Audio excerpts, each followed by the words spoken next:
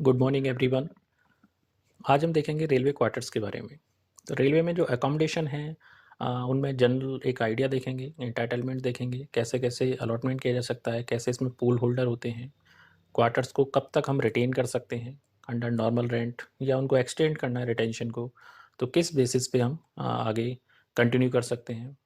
Quarters की क्या licence fees होती है, तो कुछ ना कुछ चार्जेस तो देने ही पड़ते हैं। तो क्वार्टर में जब भी हमें मिलता है रेलवे अकोमोडेशन, तो हमारा HRA जो है वो बंद हो जाता है, और इसके अलावा हमें एडिशनली चार्ज और पे करना पड़ता है, जिसे बोलते हैं हम लाइसेंस फीस। तो इलेक्ट्रिसिटी, वाटर चार्जेस वो भी देने होते हैं, ठीक है। तो रेलवे क्वार्टर्स के बारे में एक दो क्वेश्चन आपको LDC जो एग्ज़ाम्स होते हैं प्रमोशन के लिए, AEN, AMM, ADST, APO, तो उनमें एक दो क्वेश्चन आपको देखने को ज़रूर मिलता है। चलिए स्टार्ट करते हैं। Railway quarters at a glance, तो एक जनरल बेसिक जो चीज़ है वो है कि कोई भी रेलवे सर्वेंट, जैसे छुट्टी हमारा कोई राइट नहीं होता, उसी तरीके से क्वार्टर्स भी रेलवे सर्वेंट का कोई राइट नहीं है कि मुझे यहाँ पोस्ट कर दिया है तो मुझे क्वार्टर्स रेलवे को प्रोवाइड कर नहीं करना होगा। ऐसा कोई हार्ड एंड फास्ट रूल नहीं है, कोई राइट नहीं है किसी भी रेलवे सर्वेंट का कि उसको क्वार्टर मिलना ही मिलना है। हेडक्वार्टर लेवल पे GM ऑफिस जो है इनको कंट्रोल करते हैं क्वार्टर्स को, ठीक है, DGM ऑफिस। और डिविजनल लेवल पर DRM ऑफिस करते हैं, ठीक है। और सेक्शन में आप जाएंगे तो कंसर्न जो ADN है, रेस्पेक्टिव ADN वो देखते हैं। तो ऑफिस में आपके अलग अलग पूल होल्डर हो सकते हैं, सेक्शन में SSC इंचार्ज हो सकते हैं, वेलफेयर इंस्पेक्टर हो सकते हैं। और क्वार्टर्स के लिए एक प्रायोरिटी रजिस्टर जो है वो मेंटेन किया जाता है रेस्पेक्टिव पूल होल्डर के द्वारा। और उसमें जैसे जैसे एम्प्लॉई अपना विलिंगनेस देते हैं कि मुझे क्वार्टर चाहिए, एप्लीकेशन देते हैं, तो उसको प्रायोरिटी रजिस्टर में एंट्री कर लिया जाता है। और जैसे ही कोई क्वार्टर्स खाली होता है, अगर उस टाइम खाली होता है तो उसी टाइम अलॉटमेंट कर दिया जाता है एज़ पर इंटाइटलमेंट। अगर क्वार्टर्स खाली नहीं है, वैकेट नहीं है, तो उसे जब भी वैकेट होगा तो उस टाइम पे एज पर प्रायोरिटी उसको अलॉट किया जाएगा। पूल होल्डर अलग अलग हो सकते हैं डिविजनल लेवल पे, सीनियर DN स्टेट या जो भी DN स्टेट हो, वेलफेयर इंस्पेक्टर हो गए, आपके SSC इंचार्ज हो गए, तो वो रिस्पॉन्सिबल होते हैं अकोमोडेशन के अलॉटमेंट के लिए और प्रायोरिटी मेंटेन करने के लिए अपने ऑफिसर्स और स्टाफ जो भी उनके अंडर काम कर रहे हैं। नेक्स्ट है क्लासिफिकेशन ऑफ क्वार्टर्स। तो बेसिकली दो तरीके से हम डिवाइड कर सकते हैं। एक तो इसेंशियलिटी के बेसिस पे, that means year marked quarter, जो डेजिग्नेशन जो ऑफिशियल है पर्टिकुलर, उसी के लिए वो क्वार्टर क्या है, फिक्स है। जैसे कि DRM की जो कोठी है, बंगला है, वो DRM के लिए एंटाइटलमेंट है और किसी भी ऑफिसर को वो अलॉट नहीं किया जा सकता। ऐसे ही कंसर्न जो SSC इंचार्जेस होते हैं, उनके लिए भी क्वार्टर्स ईयर मार्क होते हैं, तो वो उन्हीं को अलॉट किए जाते हैं। तो इसी प्रकार से आपका non essential staff pool quarter होते हैं, जो एक जनरल कह सकते हैं क्वार्टर्स होते हैं, उनमें प्रायोरिटी के बेसिस पे अलॉटमेंट किया जाता है। ये हो गए आपके इसेंशियलिटी के बेसिस पे। दूसरा है on the basis of entitlement. तो जैसा उसका ग्रेड पे है, या कह सकते हैं लेवल है, पे लेवल एज पर 7 CPC, तो उसके बेसिस पे क्वार्टर्स का अलॉटमेंट या उनकी एंटाइटलमेंट बनता है, और उसी को उसी टाइप का क्वार्टर दिया जाता है। जैसे टाइप 1 क्वार्टर हो गए, type 2 quarter, type 3, type 4, 4 special, 5, total 6 तरीके से रेलवे में क्वार्टर्स एम्प्लॉय के लिए, ऑफिसर्स के लिए प्रोवाइडेड हैं। तो टाइप 1, 2, 3, 4, इनमें इनमें भी सब क्लासिफिकेशन है कि जो आपको अकोमोडेशन मिला है उसका प्लिंथ एरिया कितना है। तो ऐसा नहीं है कि टाइप 1 क्वार्टर्स की सभी की लाइसेंस फीस एक जैसी होगी, इनके प्लिंथ एरिया पर भी डिपेंड करेगी कि क्वार्टर्स का साइज कितना है। ज़्यादा बड़ा क्वार्टर है, ज़्यादा स्पेस दे रखा है, तो उसका चार्जेज या लाइसेंस फीस भी ज़्यादा होंगे। बात कर लेते हैं ईयर मार्क क्वार्टर्स। तो अभी जस्ट हमने बताया कि क्वार्टर्स जो पर्टिकुलर जो ऑफिशियल होते हैं उनके लिए अलॉट फिक्स होते हैं, और वही उसको ले सकते हैं। जैसे DRM हो गए, कंसर्न ADN, ADST हो गए, SSC इंचार्ज, तो ये ईयर मार्क क्वार्टर हैं। जैसे ही नया पोस्टिंग होके आएगा, उसको वो अलॉटमेंट कर दिया जाएगा, तो और किसी एम्प्लॉय को अलॉट नहीं किए जा सकते। और इनमें किसी भी प्रकार का कोई रिजर्वेशन नहीं मिलेगा SC ST स्टाफ के लिए। भले ये क्वार्टर 2 महीने से 4 महीने से खाली हो, लेकिन उस केस में से किसी भी और कैंडिडेट को नहीं दिया सकता है, किसी भी स्टाफ को नहीं दिया जा सकता। Non essential staff pool quarters, तो इनके लिए प्रायोरिटी जो है रजिस्टर मेंटेन किया जाता है। इसमें 2 तरह की वेटिंग लिस्ट जो है मेंटेन की जाती है। एक जनरल वेटिंग लिस्ट और एक होती है आपकी स्पेशल SC/ST वेट लिस्ट।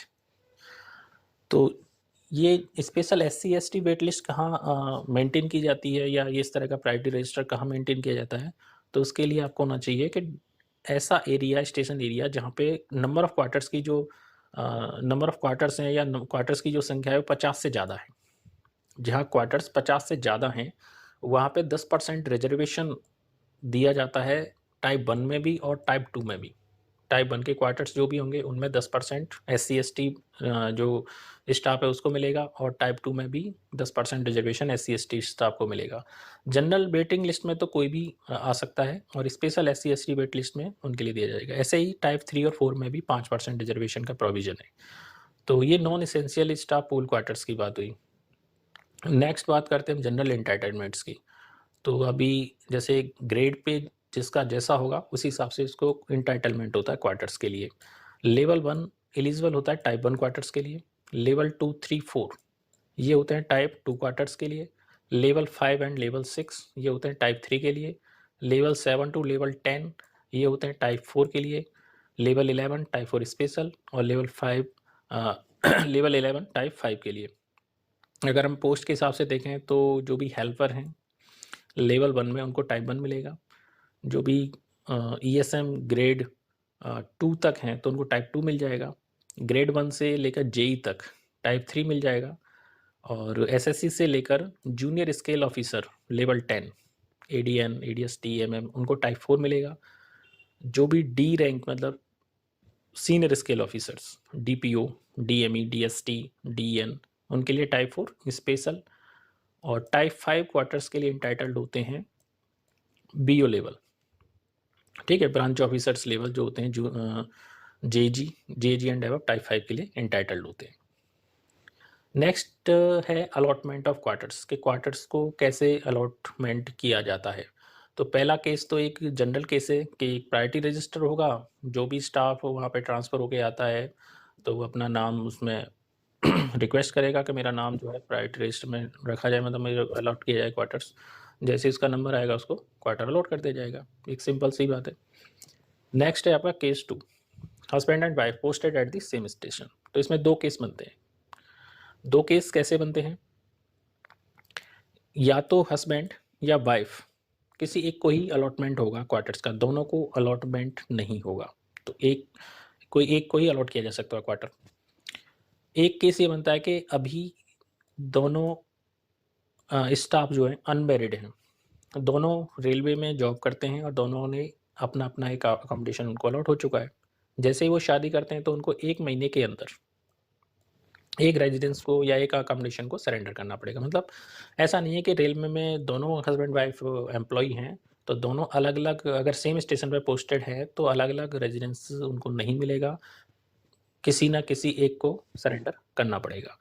और दोनों एम्प्लॉय में से ऐसा है कि एक रेलवे का है और एक अदर डिपार्टमेंट में वर्क करता है, हो सकता है स्टेट गवर्नमेंट में PWD डिपार्टमेंट में, वहाँ उसको क्वार्टर मिला हुआ है और यहाँ रेलवे वाले को भी क्वार्टर मिला हुआ है, तो दोनों में से किसी एक को सरेंडर करना पड़ेगा। तीसरा केस होता है कि टाइप 2 क्वार्टर्स अलॉट किया जा सकता है कि जो लेवल 1 में एम्प्लॉय है जो टाइप 1 के लिए एलिजिबल है, हाँ किया जा सकता है अगर क्वार्टर्स खाली है तो, लेकिन लाइसेंस फीस टाइप 2 के हिसाब से ही देनी पड़ेगी जो लेवल 1 में एम्प्लॉय काम कर रहा है, जिसको अलॉटमेंट आप कर रहे हैं।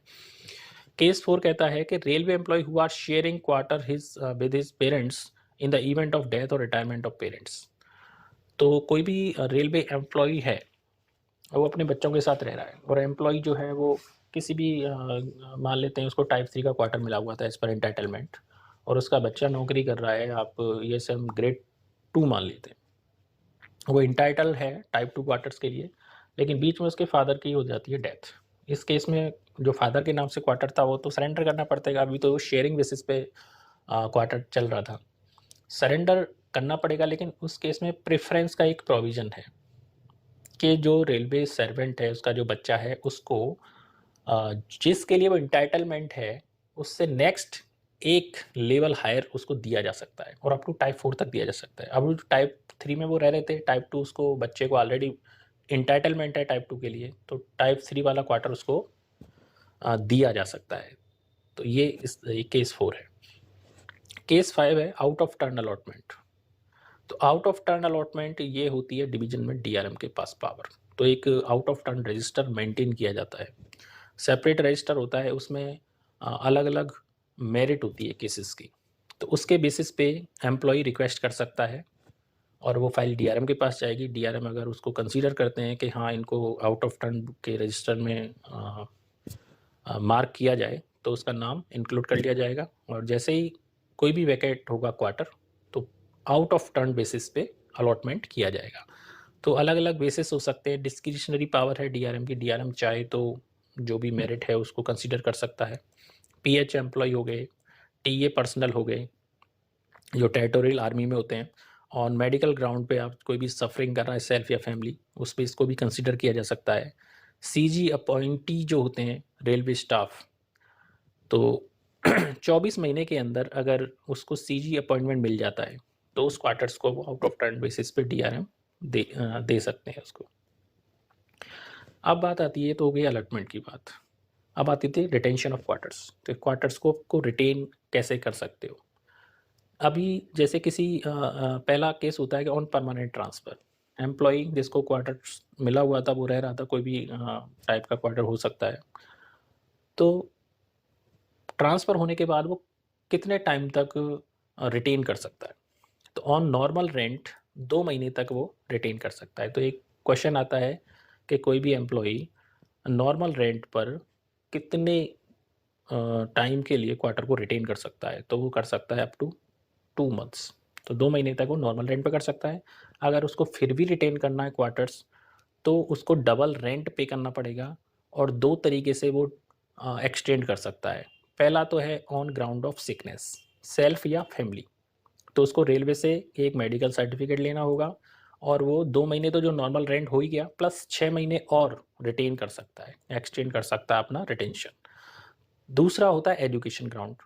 बीच में जैसे कि सितंबर में या अक्टूबर में किसी का ट्रांसफ़र हो गया, अभी उनके बच्चों की जो भी एम्प्लॉई है, स्टाफ है, उसके बच्चों की अभी पढ़ाई चल रही है, एकेडमिक सेशन है अभी, तो जैसे मार्च में होना है तो उसको मार्च तक एक्सटेंड किया जा सकता है। तो एकेडमिक सेशन जो उसका current academic session plus 15 days तक एक्सटेंड किया जा सकता है on double rent. Double rent पे करना पड़ेगा। अब इसमें कोई ऐसा नहीं कि 6 महीने या 4 महीने, तो हो सकता है उसका जो भी करंट सेशन जितने महीने तक है। करंट सेशन का मतलब क्या होता है, end of current academic session का मतलब है कि उसका लास्ट एग्जाम कौन सी डेट को हो रहा है। जैसे कि लास्ट एग्जाम उसका अगर 10 मार्च को हो रहा है, ठीक है, तो 10 मार्च को हो रहा है उसका लास्ट एग्जाम, तो उसको कब तक एक्सटेंड किया जा सकता है, 10 मार्च प्लस 15 डेज, मतलब 25 मार्च तक उसको डबल रेंट पे जो है क्वार्टर को रिटेन कर सकता है कोई भी एम्प्लॉई स्टाफ। नेक्स्ट होता है ऑन टेम्पररी ट्रांसफ़र। अगर किसी भी एम्प्लॉय का ट्रांसफ़र टेम्पररी बेसिस पे कर दिया जाता है, परमानेंट ट्रांसफ़र नहीं किया, टेम्पररी किया जा सकता है, तो वो क्वार्टर को रिटेन कर सकता है। ऐसा नहीं है कि उसको क्वार्टर खाली करना पड़ेगा। टेम्पररी ट्रांसफ़र में ये ध्यान रखना चाहिए कि 4 महीने से ज़्यादा का नहीं होना चाहिए पीरियड। ये ध्यान रखना है कि 4 महीने से ज़्यादा का ऐसा नहीं है कि उसको ट्रांसफ़र टेम्पररी बेसिस पे कर दिया। बीच में अगर उसको परमानेंट ऑर्डर आ जाते हैं कि आपका जो ट्रांसफ़र टेम्पररी हुआ था, जैसे 3 महीने के लिए उसको ट्रांसफ़र कर दिया और 3 महीने बाद बोला गया कि आप परमानेंटली ट्रांसफ़र्ड हो आप। तो उस केस में जो 3 महीने का उसने जो वहाँ पे अकोमोडेशन ले रखा था उसको छोड़ दीजिए। उसके बाद जिस डेट के बाद उसको रूल जो पहले हमने बताए थे वो रूल लागू हों कि मतलब 3 महीने हो गए, ठीक है, उसके बाद 2 महीने तक वो नॉर्मल रेंट पे रिटेन कर सकता है। उसके बाद भी वो एजुकेशन ग्राउंड पे या सिकनेस ऑफ फैमिली या सेल्फ पे रिटेन कर सकता है। तीसरा केस आता है ऑन रेजिग्नेशन, डिसमिसल और रिमूवल। अगर कोई एम्प्लॉय रिजाइन कर जाता है सर्विस से, वीआरएस की बात नहीं हो रही है या रिजाइन की बात हो रही है, या उसको डिसमिस कर दिया जाता है या रिमूव कर दिया जा सकता है फ्रॉम रेलवे सर्विस, तो वो केवल 1 महीने तक क्वार्टर में रह सकता है, रिटेन कर सकता है ऑन नॉर्मल रेंट। चौथा आता है ऑन रिटायरमेंट। रिटायरमेंट क्या क्या, सुपरएनुएशन मतलब अपनी पूरी सर्विस करके जा रहा है 60 साल अब मतलब 60 साल का होने तक, वीआरएस वॉलेंटरी लिया है या कंपल्सरी रिटायरमेंट है, तो उस केस में वो अगर नॉन ईयर मार्क क्वार्टर है तो 4 महीने तक परमिशन मिल जाएगी उसको रिटेन करने के लिए, और मे बी अलाउड फर्दर 4 महीने ऑन मेडिकल और education ground with double rent. ये रिटायरमेंट के केसेस में।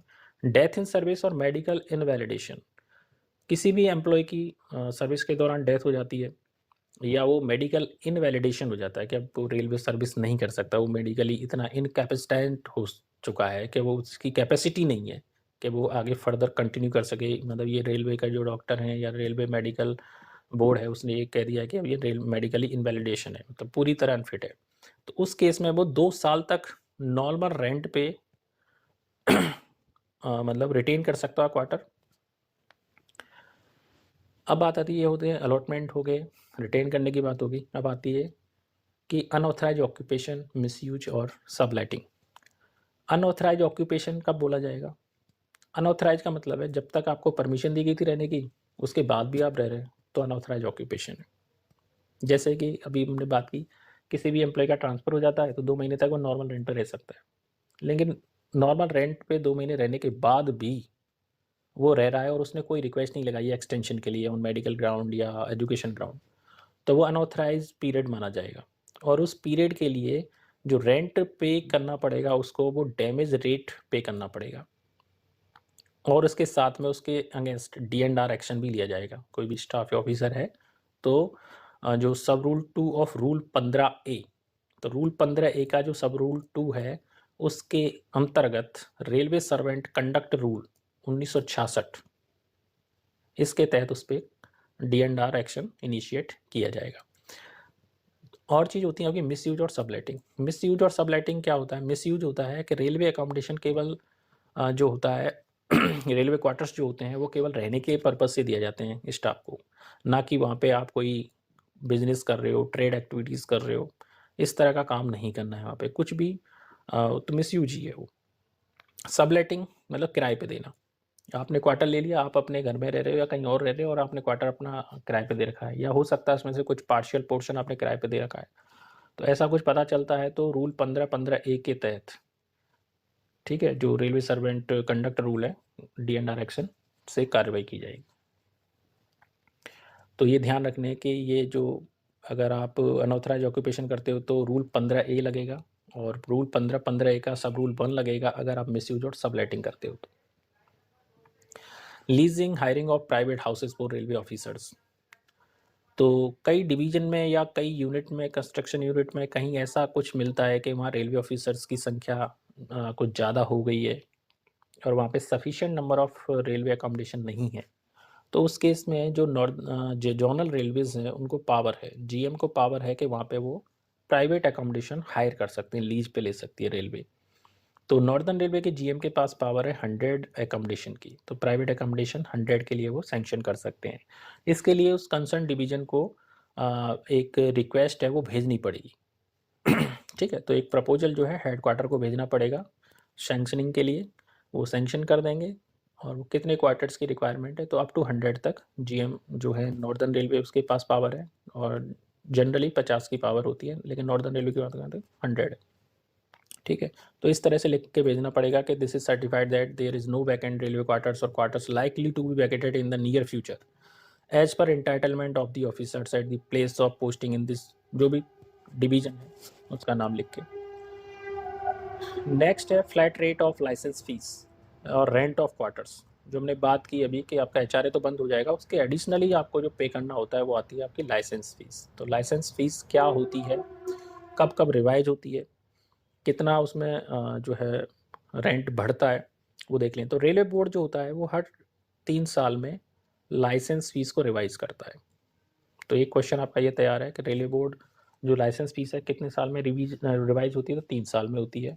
लास्ट रिवाइज हुई है 1 जुलाई 2023 को। तो हर साल जो है 1 जुलाई को 10% आपकी लाइसेंस फीस बढ़ जाती है।